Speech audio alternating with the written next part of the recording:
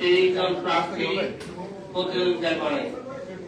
সেখানে বিভিন্ন সূক্ষ্ম কারচুপি এবং বিভিন্ন কারচুপির মাধ্যমেও কারচুপির পরেও আমাদের 6 জন প্রার্থী এই নির্বাচনে বিজয়ী হয়ে সংসদ সদস্য হিসেবে শপথ গ্রহণ করে।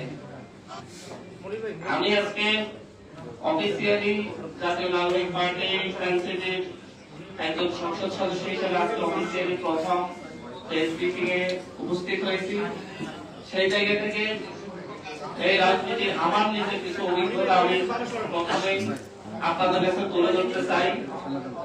আমি একজন প্রার্থী হিসাবে বাংলাদেশের ইতিহাসের সর্বকনিষ্ঠ একজন সংসদ সদস্য হিসেবে সর্বকনিষ্ঠ সংসদ সদস্য হিসেবে নির্বাচিত হয়েছি। আমাদের যাত্রায় আমরা যে প্রতিবন্ধকতা মুখোমুখি হয়েছি, সেই সন্ত্রাসী রাজনৈতিক দস্যুতার আমাদেরকে মোকাবেলা করে এখানে আসতে হয়েছে, সেটা হয়তো বাংলাদেশের অনেক মানুষই জানেন না।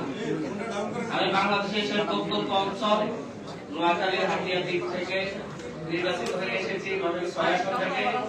সেখানে ইলেকশনের 3 দিন আগে থেকে জাতীয় নাগরিক পার্টি এনসিপি নেতাকর্মী এবং আমাদের সমর্থকদের উপর সমর্থকদের বাড়ি ঘরে হামলা, লুটপাট এবং কুপিয়ে মানুষকে জখম করার ঘটনা ঘটে। প্রায় 3 শতাধিক মানুষ আহত হয়, 5 শতাধিক বাড়ি ঘরে হামলা করা হয়।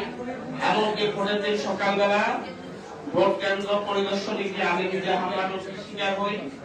আমাকে হত্যার উদ্দেশ্যে আমার গাড়িতে কুপিয়ে গাড়িতে কোপ দেওয়া হয়, প্রায় 6টা কোপ এখন আমার গাড়িতে হয়েছে।